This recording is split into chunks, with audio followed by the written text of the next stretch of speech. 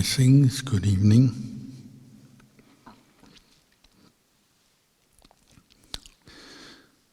During this time it's the Kina month, so many monasteries in Australia, around the world, are having Kina ceremonies.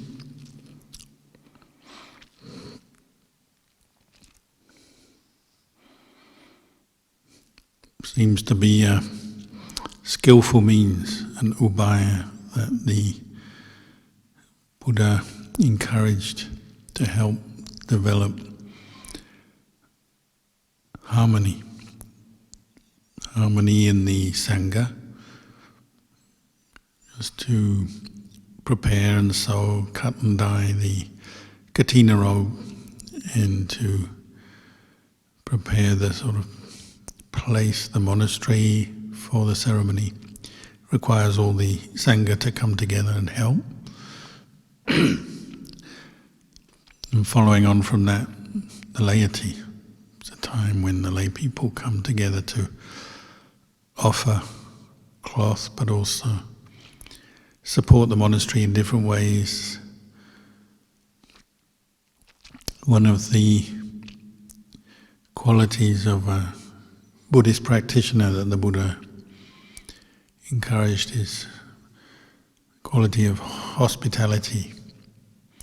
Whether you're a monk, you're learning to receive incoming monks,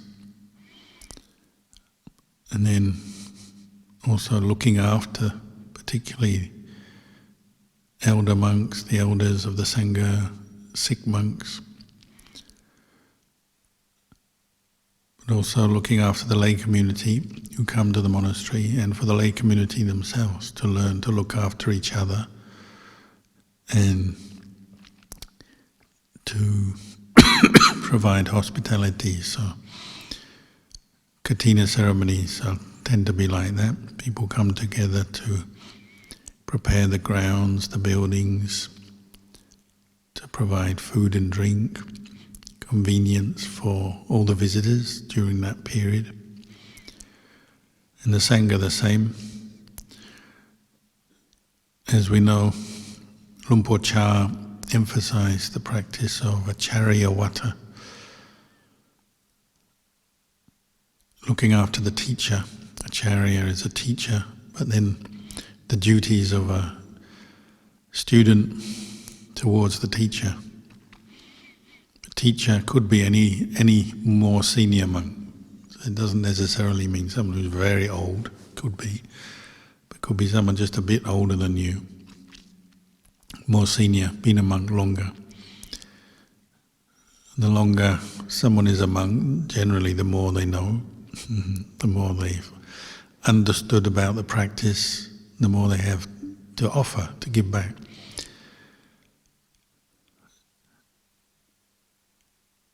And of course, as you get older, physically, your body weakens. So Ajahn Chah pointed out the Buddha's instruction for students to look after their teachers, the needs of the teacher, not simply to respect the teacher and by listening to them, showing respect by listening to their instruction, but also to provide physical or practical help. The practice of acharya vata can be quite detailed, quite involved in the forest tradition, depending on, particularly on the age and the health of the teacher or the senior monk that you're looking after. When you're a junior monk, this is a skill that you learn, how to care for a more senior monk, even if they are physically healthy, not that old. But we learn to provide acts of service, washing the bowl of the senior monk, taking the robes, maybe hanging the robes up in the sun, or washing the robes, washing the feet, cleaning the dwelling place, the room, cleaning the bedding, providing all kinds of acts of service, and you might say acts of kindness, recognizing the elder of the Sangha, the importance of the elders. And there's many benefits that come from that. When you look after a senior monk, you get closer to the senior monk. So often you can receive teachings in very simple, ordinary situations that you may not normally receive. And when you give a talk like this, it's a very general talk about one aspect of the Dhamma or the Vinaya. But when you're attending to a senior monk, maybe helping them in some situations, like when you receive their bowl or provide assistance to them, maybe when they need some help in some way, it's a chance to get to know them, for them to get to know you, and they can give you advice. You can seek advice, ask questions, and sometimes just be around a monk who maybe is quite peaceful and wise, and get the good example of the way they live, absorb some of their good energy maybe, and see how they live, see the example of how they live, not just in public group situations, but when they're in private. Where Ajahn Chah lived, his old kuti in Wat Bapong, 2-story wooden kuti near the Ubosada Hall. Junior monks sometimes would be surprised when they went up on top to Ajahn Chah's room to see how empty the room where he slept was. Because like so many abbots and senior monks, he would be offered many gifts of cloth and other requisites and different things, but he didn't keep many of them. He tended to send them away to other monks or to the store. So his room was actually very empty, even though he had received many things.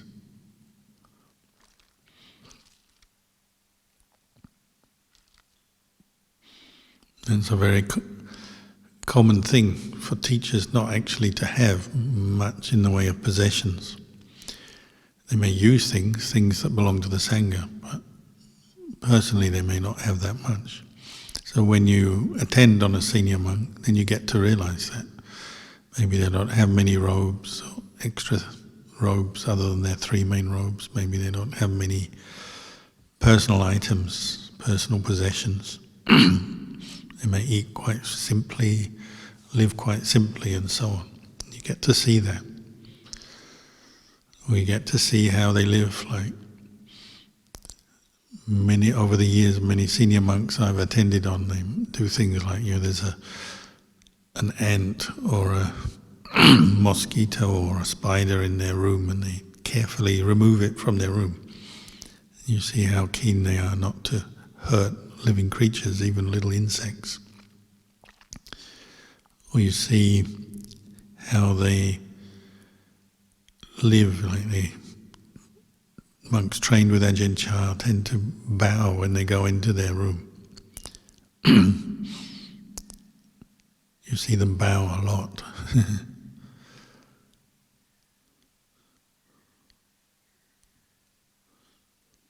It's quite common when you attend on a senior monk who's been around for a while and they've learned to practice meditation. You might go around to do a job, do something for them, and they're sitting meditation or walking meditation at their kuti. And you have to ask permission to do some cleaning or to bring something in or take something out. Then you realize when they go back to their hut, they're not just sleeping or hanging out. Maybe they actually meditate there because you see them. Many monks, senior monks, they learn to look after their requisites, so they keep them very tidily, take care of them. So you go into their room, they tend to be tidy. And they tend to be mindful, they know what they've got. So if you wash something belonging to a senior monk, you take it away and you don't bring it back. They tend to know that. Where's this, where's that? Junior monks may be more scattered and they leave something hanging on a line or forget it.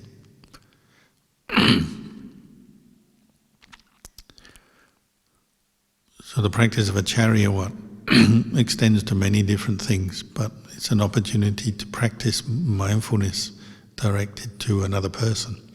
So in a way it's an act of compassion, kindness, respect for the Vinaya. Ajahn Chah said, when you look after a senior monk, just as if you're a layperson looking after an elderly relative or something, you make that person the center of your attention while you're doing that job. So if you're a junior monk, you see what the needs of the senior monk are. And maybe they don't need much, they just want a bit of peace and quiet, but that's what you have to find out by paying attention and learning. You see what their physical needs are, what food they eat, what requisites they use, what they want, what they need, and then you try and provide that or make life convenient for them. Over the years, sometimes you notice monks attending on other senior monks, they're doing it according to what the junior monk thinks should happen or should be.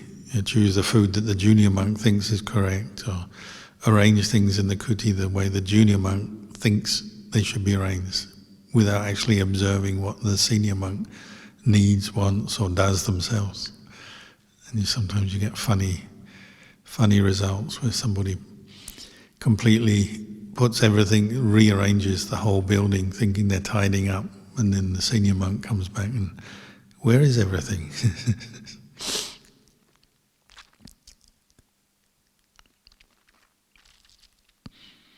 Sometimes it can be even almost a matter of life and death. Like a few years ago, Lumpur Liam, who has a heart condition, one of his monks wasn't very aware of how much heart medicine, he was taking different kinds of medicine for his heart condition. And the attendant monk forgot, or just wasn't very aware. So Lumpur wasn't taking the right medicine at the right time. It started to affect his health. When I used to look after Lumpur Cha, there was a whole list of medicines, because he had a whole list of conditions. And you had to be completely observant of what medicines he took at different times. Sometimes note down results like his temperature, blood pressure, how things were affecting him, because his health was very fragile. And how the monks looked after him, because they did generally a very good job, probably helped extend his life and make a difficult situation at least slightly better for him. But if he had been neglected, it could have been very risky. And there are many teachers like that.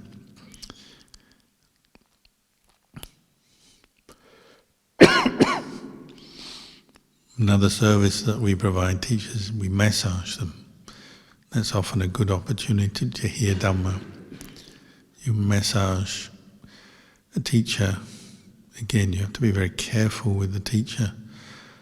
But then you wait and you listen, and sometimes you get very private but very good teachings. I remember once massaging Longta Mahabua for about 2 or 3 hours, so it was quite a long time. And at first he wasn't opening up about much Dhamma, but in the end he ended up talking about how he got enlightened, and what was happening to his mind as he got enlightened. He couldn't really ask for more. So if you're patient, sometimes good things come.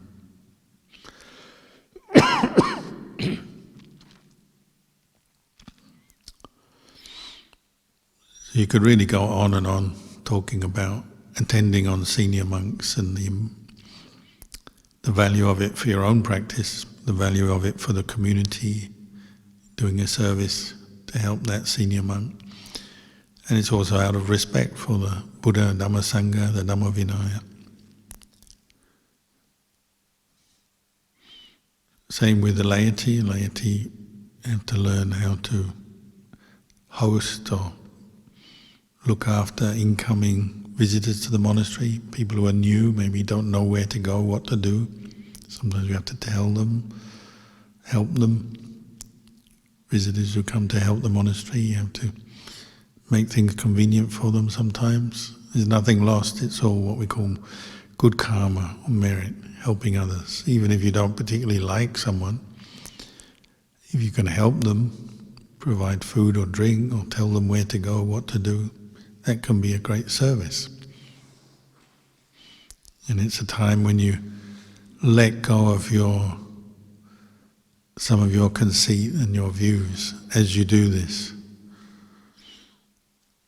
And maybe somebody you don't like, could be a monk, could be a lay person, doesn't matter. Maybe you don't particularly like that person.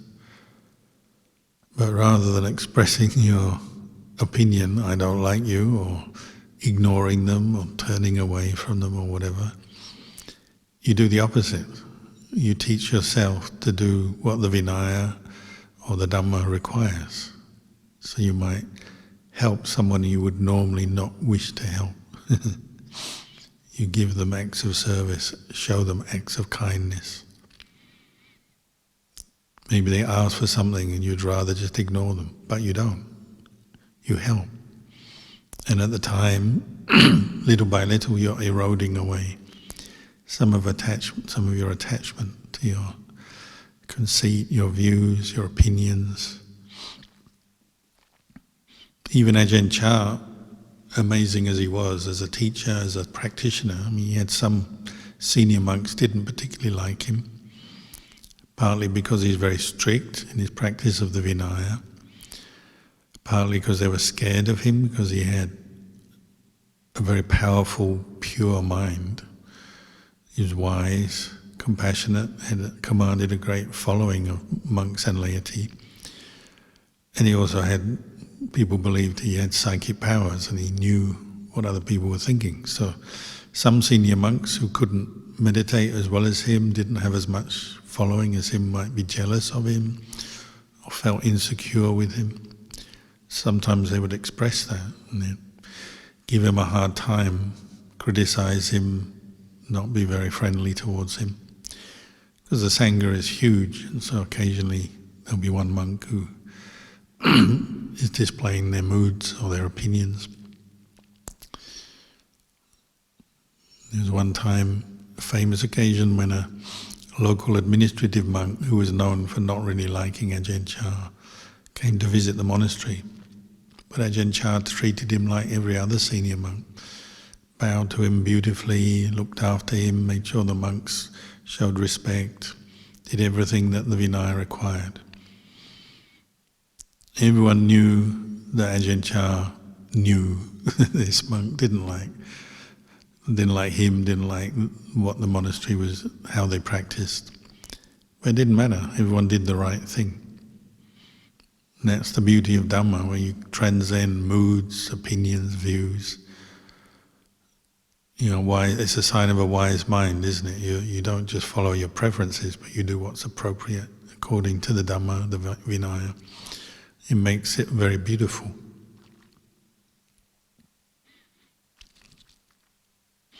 In the same way, when someone does the opposite, they don't follow the Vinaya because they're following their mood, their preference. They're very ugly. So say a junior monk doesn't bow to a senior monk, which occasionally happens because they got a mood. You know, there's not much you can do about it, but it's not very beautiful to see.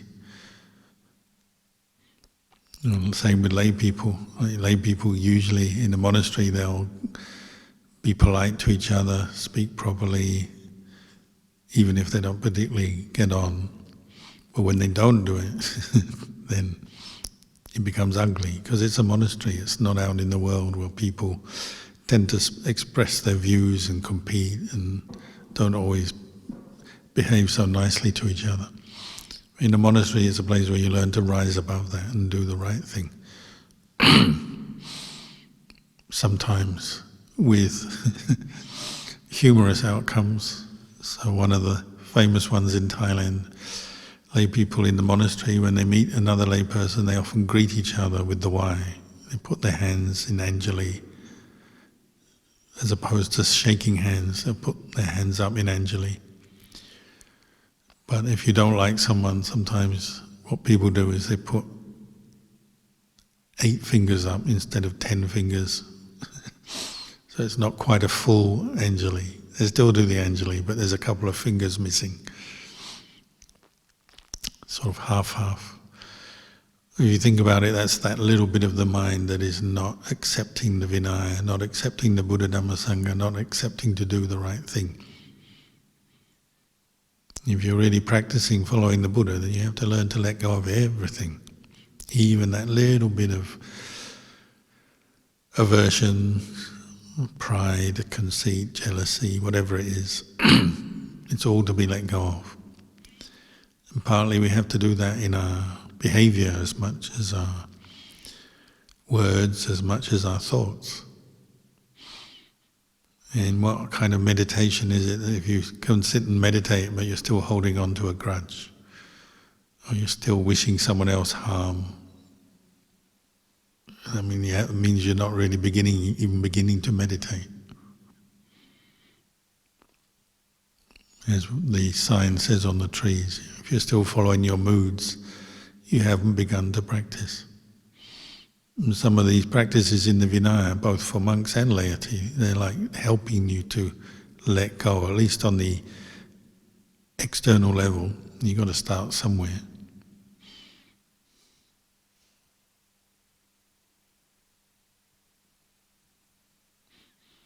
Or giving food to someone, or giving a massage to someone, telling someone, giving them information. We can do that whether we like the person or not.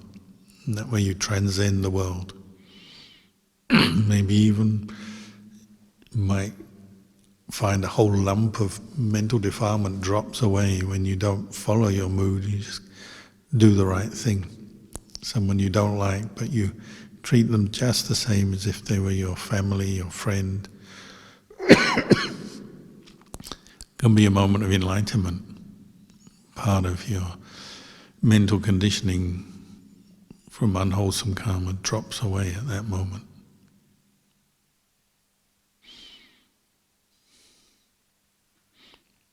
So even though things like Kina ceremonies can be quite busy times, some people don't like the busyness, lots of people, ceremonies, rituals.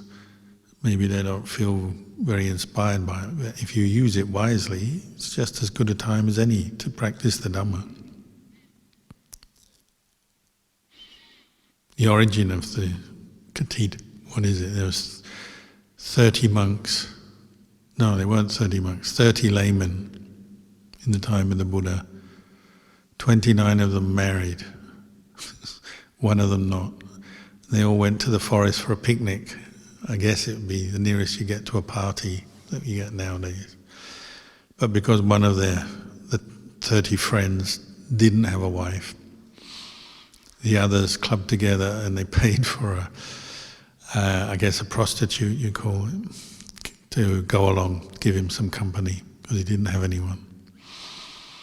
And then they all had their fun in the forest, food and drink and dancing and music, and then they all crashed out, as you might, in the forest after the party. But the paid lady, unfortunately her sila was not very good, so while everyone was sleeping she went around and stole all their stuff, whatever money, jewellery they had, and slipped away.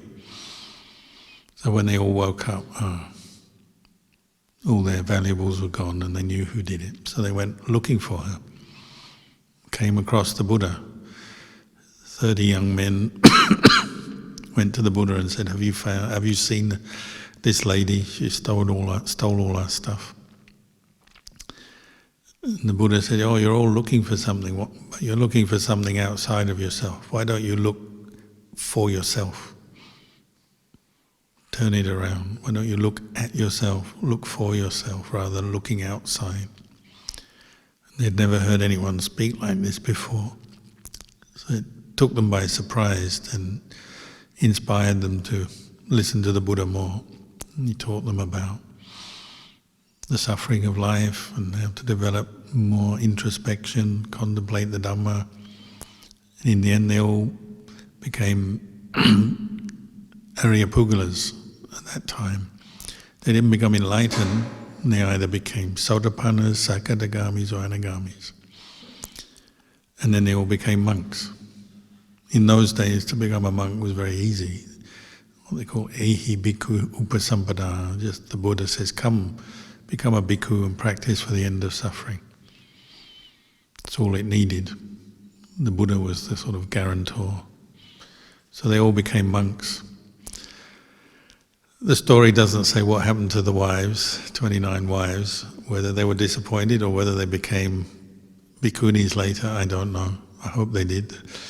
But anyway, the 30 all became monks and had great faith in the Buddha, and they were practicing, but they weren't yet enlightened. So off they went to the forest to carry on with their meditation. The Buddha taught them to meditate, first foundation of mindfulness, Kaya Gada Sati, contemplate the 32 parts of the body, see the body as a corpse and see it as impermanent, unattractive. So they were practicing together in one place. I think it was a town called Gacha. And then it was reaching the rainy season. They decided they wanted to go and hear some more Dhamma from the Buddha. They were missing the Buddha and his good quality Dhamma. So they started wandering, looking, going towards where the Buddha was staying. Because it's the raining season, they didn't make it in time. The fields started to flood and travel got difficult. So they spent the rains in place, where was it? Saketa, I think. Decided they'd stop there for the rains until after the rainy season, then they go off looking for the Buddha. And they're having a lot of trouble with support. They didn't have much support, and particularly robes. And monks, they don't need much, but they do need robes. And cloth was very hard to get in those days. So wandering around the countryside in the rainy season was very difficult for monks to obtain cloth. So when they finally managed to get to the Buddha after the rains, then the Buddha felt sorry for them, and he also said, this rainy season is difficult for monks to live and wander the countryside collecting cloth material. So he made this rule that monks could spend the rains 3 months in one place, and then afterwards the lay people were allowed to offer cloth as a katina, what they call katina cloth. Katina actually means it comes from like a frame.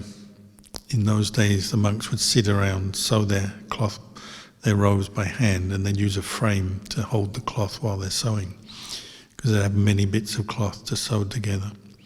So katina actually means the frame. And then the Buddha said, well, we'll allow the lay people to offer cloth for 1 month after the rain season, so monks don't have to go wandering looking for cloth. They can stay together, again emphasizing the harmony of the Sangha. And lay people they're allowed to come and offer cloth, and this became the origin of the katina ceremony. So he gave 1 month. So that works out nicely in this day and age, because there are many monasteries, groups of Sangha around, so you can have a katina ceremony every day if you want for a month, different places.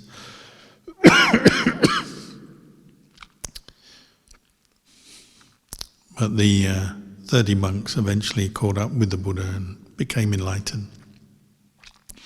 So since then we've had this katina ceremony and katina season, where robes are brought, or robe cloth is brought to the monastery. But the emphasis was on practice of the Dhamma Vinaya, respect, compassion for the monks and their difficulties, but also harmony, because the Buddha made many rules about the katina cloth and the ceremony.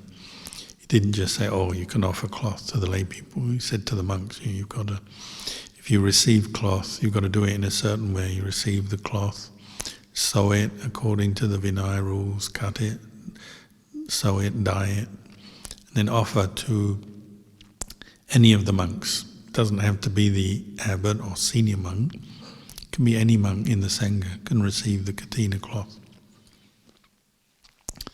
So the Buddha gave a lot of conditions, stipulations for Kinas. But the heart of it is probably the Sangha coming together in harmony to sew the cloth and live together well so that they can support each other, and then the laity supporting the monks also in harmony. Because you notice if a monastic Sangha is in harmony, the lay community tends to follow in harmony as well. It's good for everyone. Just as in your own mind, if the sort of different qualities of the Dhamma that you're developing, the Noble Eightfold Path, the 5 Indriyas, the 5 strengths, the 7 Bojjhangas, all these different lists, if they're all being cultivated together, your own mind becomes in harmony, the path factors come together in harmony, then your own mind is very peaceful and practice goes smoothly, even if you have a lot of karma to work through and all kinds of attachments and problems. If you have the path factors developed together, then your mind is working in harmony. In the same way, if you have a group of monks or a group of lay people working together in harmony, every individual benefits. Meditation gets easier if everyone is on the same wavelength with the same goal. Of course, people have their different preferences and characters, but if there's general harmony in the community, you don't have to waste a lot of time and energy sorting everyone out and keeping everyone happy. Each individual can get on with their own practice if there's harmony. Ajahn Chah used to say, if you understand the way of practice, you understand the value of the harmony of the path factors in your mind, and you understand the harmony, the value of harmony in the community. It doesn't matter whether you live or practice on your own, or with a few monks, or with hundreds of monks. It doesn't matter, if you understand the basic principles.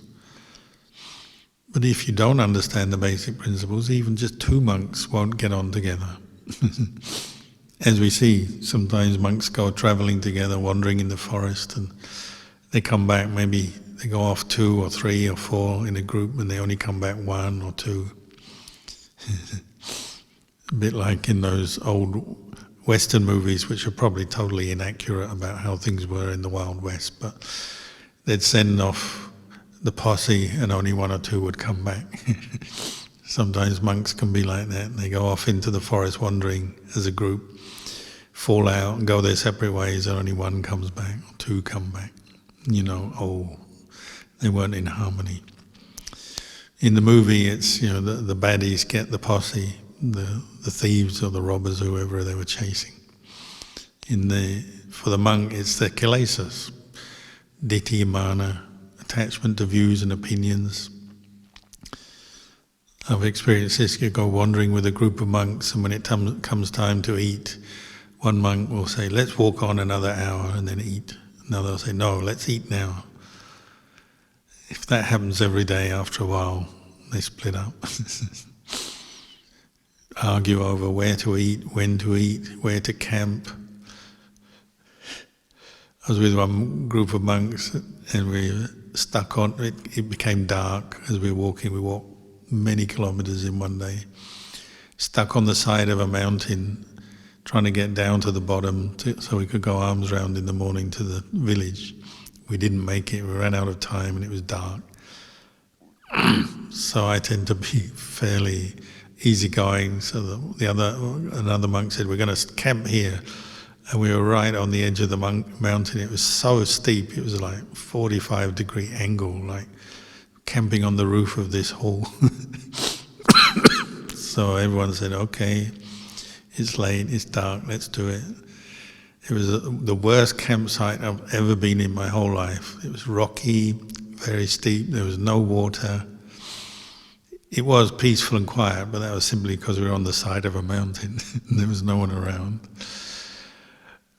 I went to bed, kind of put a little mat down and sort of curled up, and in the morning completely sort of rolled down the hill a long way because it was just impossible to stay in one place. It was so steep.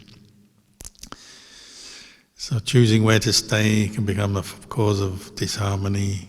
When to eat, what to do, where to go, how long to walk, where to stop for a bath, where to stop for a rest. As far as I can see, lay people are the same. All these people come and tell me about their horror holidays. They go off on holiday with some friends or people they sort of vaguely know, and then they all end up arguing over where to go, where to stay, how much to spend. At least monks don't have to argue over money, but you can argue over other things. Lay people tend to argue over all these things, and then they come back from the holiday and they say, I'm never going with them again.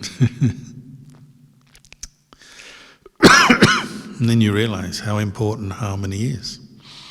Whether you live together, travel together, practice together. If you can see the value, if everyone sees the value of harmony, then when you come to meditate, you become peaceful quickly. You're not having to wade through a lot of views and opinions and disagreements and arguments and all this stuff, bad feeling between people. If you learn how to let this go, then you can sit down and meditate quite nicely. And you can get into some deeper states of samadhi, and you can let go of deeper attachments because you're not caught up in the superficial things. So Luang Cha said, you can live together 100 monks if you're in harmony. It doesn't matter. You can be peaceful, you can practice very well.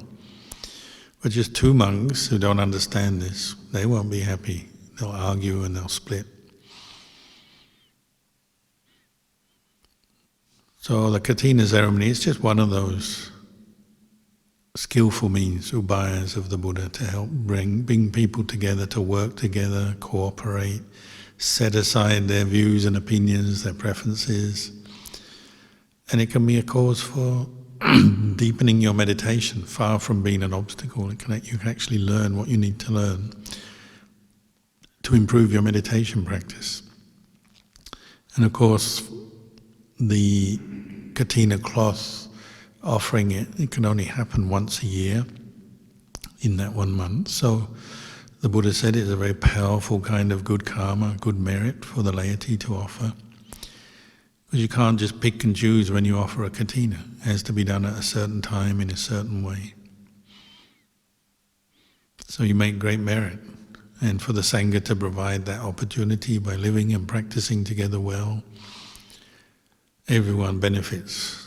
What nowadays we call a win-win situation. If the Sangha are in disharmony, at the end of the rains they just split, scatter. No one can offer a Katina because there's no one left. Sometimes that happens, unfortunately. If the Sangha can stay and practice together in harmony, it pulls the laity along to practice in harmony, then good things can happen. So, I've got a bit of a cough today. Maybe I'll leave the talk there and wish you all well with your practice.